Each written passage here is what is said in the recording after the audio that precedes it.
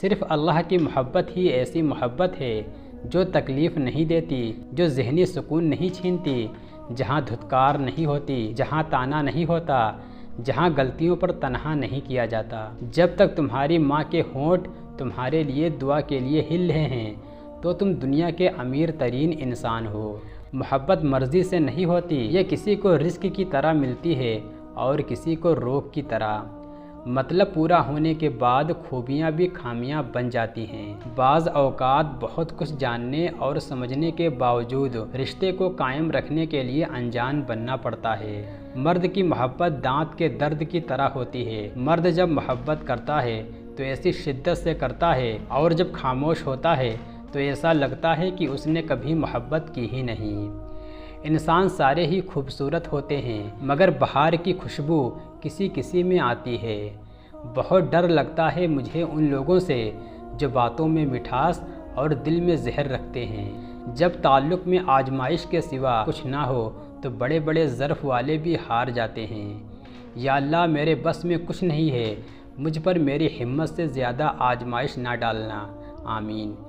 کسی نے پوچھا اس دنیا میں آپ کا اپنا کون ہے؟ میں نے ہنس کر کہا وقت اچھا ہو تو سب اپنے ورنہ کوئی نہیں۔ اگر کسی کو تکلیف دے کر تمہیں تکلیف ہونے لگے تو سمجھ لینا تم اللہ کے بنائے ہوئے بہترین انسان ہو۔ سب سے خوبصورت آنکھیں وہ ہوتی ہیں جو اللہ کے خوف سے اشک بار ہو جاتی ہیں، اور سب سے خوبصورت دھڑکن وہ ہوتی ہے جو اللہ کا نام سنتے ہی تیز تیز دھڑکنے لگتی ہے۔ دعائیں تب اثر کرتی ہیں جب انہیں صبر کی مہر لگا دی جائے، اور صبر یہ نہیں کہ اللہ سے مانگنا چھوڑ دو، بلکہ صبر تو یہ ہے کہ لوگوں سے کہنا چھوڑ دو۔ چہرے تو سبھی کے اچھے ہوتے ہیں، بدصورتیاں تو دلوں کے اندر پائی جاتی ہیں۔ جب اولاد روٹی دینے لگ جاتی ہے نا تو اکثر ماں باپ کو ڈرنا پڑتا ہے کہیں کوئی بات بری لگ گئی تو روٹی دینا بند نہ کر دے۔ جو قوم مہنگے جوتے خریدنے میں فخر اور سستی کتاب خریدنے میں دقت محسوس کرے، وہ قوم کو کتابوں سے زیادہ جوتے کی ضرورت ہے۔ برے انسان سے بچو کیونکہ برا انسان لوگوں سے حسد و کینہ رکھتا ہے۔ محبت کے پیدا ہونے میں دیر لگتی ہے مگر نفرت کے پیدا ہونے میں دیر نہیں لگتی۔ پہلی چیز جتنی مشکل ہے دوسری چیز اتنی ہی آسان۔